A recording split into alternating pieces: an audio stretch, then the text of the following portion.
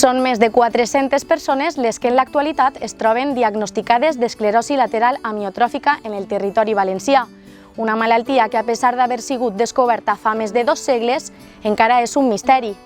Tot i haver invertit grans quantitats monetàries en la seva investigació, encara no s'ha trobat una cura definitiva. Per això ens hem traslladat fins a Benaguasil per a conèixer com és viure amb ELA.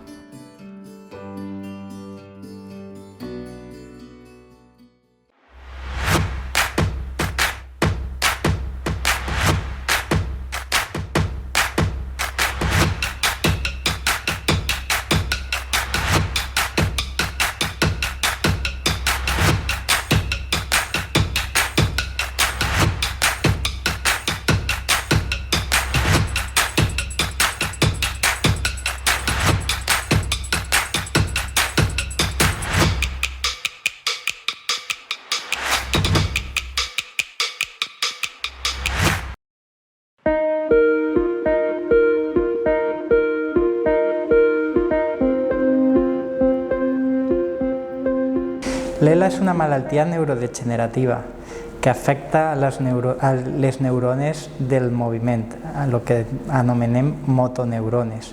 Són les neurones que s'encarreguen de moure els músculs. I el que produeix l'ELA és una mort progressiva d'aquestes neurones. Fran Vivo, el nostre protagonista, té 33 anys i va ser diagnosticat d'ELA en el 2018.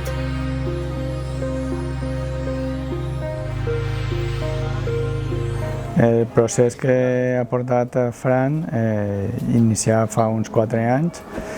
Ell havia aconseguit la il·lusió de la seva vida en el treball, que era ser bomber forestal, i quan ja estava en plena activitat va detectar alguna anomalia en la cama esquerra. Això ja era fa 4 anys, i a partir d'ella es començaren a fer proves que els metges li diuen que seria una cosa d'anar al fisio, algo de l'exercici que fa habitualment un bomber forestal, però això no li solucionava res. En un percentatge que oscil·la entre el 10 i el 15% dels pacients d'ELA sí que coneixem les causes. És deguda a una mutació genètica. N'hi ha molts gens que poden produir l'ELA. N'hi ha ara mateix descrits més de 25 gens diferents que quan muten poden produir l'ELA. En la resta dels pacients no estan clares les causes. Sabem que n'hi ha factors genètics també en aquests pacients, però també n'hi ha factors ambientals. Per a diagnosticar l'ELA, el diagnòstic és bàsicament clínic. Això vol dir que requereix d'un neuròleg que sigui expert i la seva valoració en un martell, que fem una exploració valorant signes de primera i de segona motoneurona. Podem utilitzar també per a recolzar el diagnòstic algunes proves complementàries com l'electromiograma, analítiques o ressonàncies de l'esquena o ressonàncies del cervell. Però aquestes proves no són definitives o definitòries de la malaltia. Diguem que sempre és per descart perquè no n'hi ha cap prova que fent-la te puguen assegurar que tens un ELA.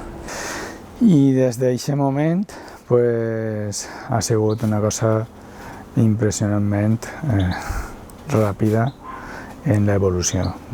Es comença una cama esquerra, braç esquerre, després es comença a notar-se ja en la cama dreta, ja no tenia que anar en muletes, i a partir d'ahí es comença, li prengué part també la parla, comença a tindre dificultats per parlar i per tragar. En l'ELA no s'afecta el llenguatge, s'afecta la fonació i s'afecta la parla. Per això els pacients poden perdre la capacitat per a parlar, però no necessàriament perden la capacitat per a entendre o per a expressar-se d'altres maneres, no?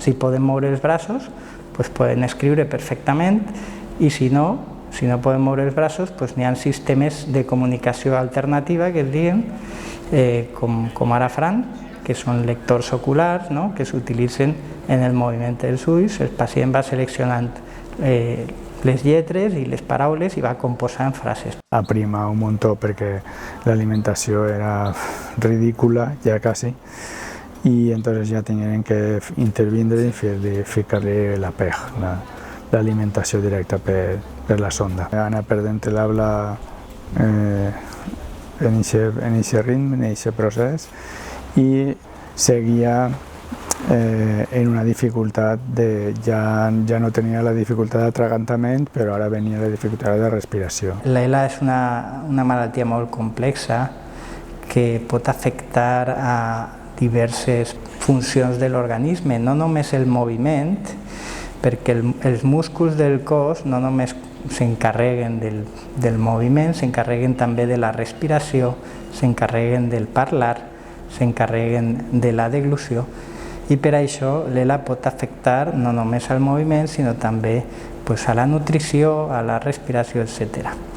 En gener, crec que d'aquest any, tingué una parada cardiorrespiratòria, així en casa, i bueno, deu voler que retornara, el reanimaren, quan arribaren a temps el reanimaren, i a partir d'aquest moment en l'hospital ja li feien la traqueostomia.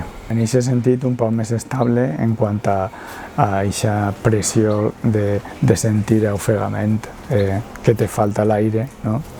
En aquest sentit, però ara depèn de la respiració assistida, vull dir que està tot controlat, tot a punt sempre, i visquent ahir tota la família al voltant de la situació i al voltant d'ell, no? Perquè tenim una ajuda per el matí de la dependència, però clar, l'assistència és tot el dia i tota la nit.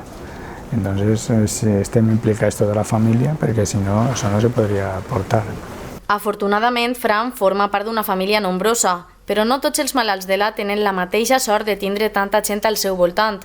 En aquest context apareix una institució que serveix com a suport. La Asociación Valenciana de ELA es una asociación que nace en el año 1992 a raíz de un enfermo de ELA que decidió tomar esta iniciativa y trabajar en pro de los demás. Se buscaba que hubiera un mayor conocimiento de la enfermedad y a partir de ahí que exista un mejor tratamiento o unas mejores condiciones para las personas que padecen la enfermedad. La base del nacimiento, la primera de todas es que la enfermedad tenga un reconocimiento, que sea conocida a nivel social, y a partir de ahí trabajar, en otra línea, trabajar para que todas las personas, en este caso de la enfermedad que tratamos, que es la ELA, que dentro de nuestro territorio, de la Comunidad Valenciana, que todas las personas tengan una misma asistencia, independientemente de dónde estén ubicadas, como mínimo que todas las necesidades, que son muchas, para poder llevar con un mínimo de dignidad, una calidad de vida, que la administración los ofrezca a todas las personas. Y la finalidad más importante es la de cubrir todas esas necesidades que después de dar todos estos pasos no termina cubriendo la administración. Y entonces a partir de ahí la asociación crea unos programas. Tenemos un programa de asistencia sociosanitaria en la que recibimos a las personas cuando se nos diagnostica la enfermedad, se explica en qué consiste la enfermedad, se da asistencia a nivel por parte de los trabajadores sociales de la asociación. Com a treballador social, el que estic fent és atenent a les famílies, el que és l'acollida, el primer contacte que tenen en l'associació, explicar-los què és el que fa l'associació, els programes que duem a terme, conèixer les seues necessitats, i a partir d'ahir el que faig és veure derivarlos a cada profesional, a cada compañero, pues lo que té que ajudar-los en la seva àrea, pues fisioteràpia, atenció psicològica, respir, el que sigui. Jo m'encarregue de la part de veure necessitats socials, de recursos que puguen necessitar i crear-ne nous, perquè en l'associació no només fem activitats, recursos socials, l'apropar-los a les famílies, sinó també veure necessitats que no estan siguin tractades per la societat, per a que l'associació es planteja de quina manera resoldre.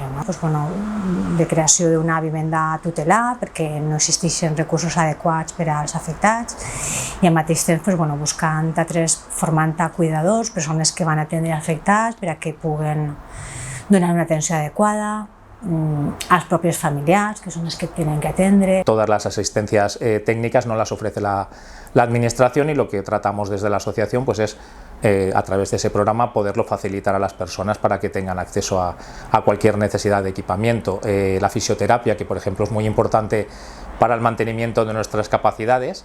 La administración a una persona que sufre ELA le prescribe 2 meses de fisioterapia y nada más, y nosotros pues lo que intentamos es que todas las personas que están diagnosticadas tengan como mínimo una sesión semanal. Y yo lo que hago sobre todo es centrarme en mejorar su calidad de vida, porque claro, el ELA conlleva que haya una debilidad y una atrofia a nivel muscular. En práctica, bueno, depende de los pacientes, es bastante heterogéneo, puede ser también a nivel respiratorio, luego a nivel de miembros superiores, miembros inferiores. Yo llego a la sesión y yo le pregunto al paciente qué es lo que más, por ejemplo, si tiene dolor, si necesita realizar algún movimiento, por ejemplo, para cambiarse de ropa el cuidador, pues si necesita elevar el brazo, si necesita llevarlo a la detrás. Entonces yo lo que me centro en las sesiones, cómo tratar esa disfunción o ese dolor, para eso, para que luego durante la semana pues sea más llevadera la semana. Pues eso, por ejemplo, muchos pacientes tienen dolor de cuello, porque sobre todo el dolor es a nivel de posición. Entonces también, sobre todo, les enseñamos a los familiares o a los cuidadores cómo colocar bien al paciente, tanto por ejemplo a nivel de sentado, sedestación, y sobre todo en la cama. Les decimos también sobre todo cómo moverles, cómo transferirles. Lo que más se afecta sobre todo es a nivel piernas y a nivel de miembros superiores de brazos. Entonces es eso, se intenta, por ejemplo, hombros, hay pues eso, hombro caído, que es como no hay bastante musculatura, pues el hombro pues eso se cae, o incluso se puede luxar a veces. Entonces es eso, intentar, hay veces pues incluso con algún vendaje o algo, eso depende del paciente. Y ya luego a nivel de piernas también se suele afectar, entonces muchos pues al final pierden la capacidad de caminar. Lo que intentas es que dentro de lo que cabe, pues eso, que sí que se mantenga algo la musculatura. L'ELA, per desgràcia, no té curació, cap malaltia neurodegenerativa a dia d'avui no té curació, però sí que té tractament, té un tractament que no és tot lo eficaç que ens agradaria, ni moltíssim menys, però és un tractament que ajuda, una medicació, i n'hi ha altres tractaments que ens ajuden a que els pacients tinguin millor qualitat de vida, diguem, per a ajudar-les a poder fer una vida més pareguda a la que ells voldrien. El que ens agradaria tindre, efectivament, seria un tractament que curara la malaltia o que almenys paralitzara la malaltia, que no continuaren empitjorant els pacients, i això a dia d'avui no ho tenim. Quines alternatives tenim? Els assajos clínics. És l'únic que ens queda, continuar estudiant i continuar investigant fins que trobem el tractament o els tractaments, i ara mateix n'hi ha prou medicaments que estan ja en fases molt avançades d'investigació i en datos prometedors. Què necessitem per a trobar aquests tractaments? Assajos clínics, com t'he dit, i els assajos clínics necessiten diners. La investigació necessita diners. Per aquest motiu, la importància de la difusió de la malaltia, una tasca que ha sabut dur a terme la família de Fran a través de les xarxes socials. Ens donarem compte de que donar una experiència personal sempre anava a donar més visibilitat i anava a plegar més a les persones d'una forma més humana que donant una simple informació d'una malaltia. Entonces decidirem contar la història de Fran des del principi hasta aquest moment, per a que se coneguera el que li havia passat i d'alguna forma, d'esta forma, pues, que la gent entenguera què és el que li passava a una persona que tenia esclerosi lateral amiòtrofica. Començarem a donar-nos un poc a conèixer, sobretot el nostre dia a dia, com era viure en Fran, com era viure en l'enfermetat i com era acompanyar-lo a ell. La veritat és que han tingut una evolució que ni nosaltres pensàvem que anàvem a plegar fins ací. N'hi ha moltíssima gent que ara ens agraeix el que estem fent perquè potser tenen familiars en aquesta enfermetat i ens agraeixen la visibilitat que estem donant o simplement perquè Fran els dona força per a veure la vida d'una altra forma.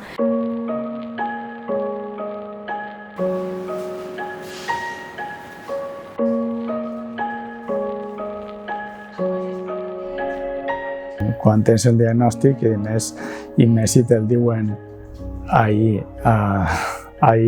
te l'aboquen ahir, no? El diagnòstic en la consulta,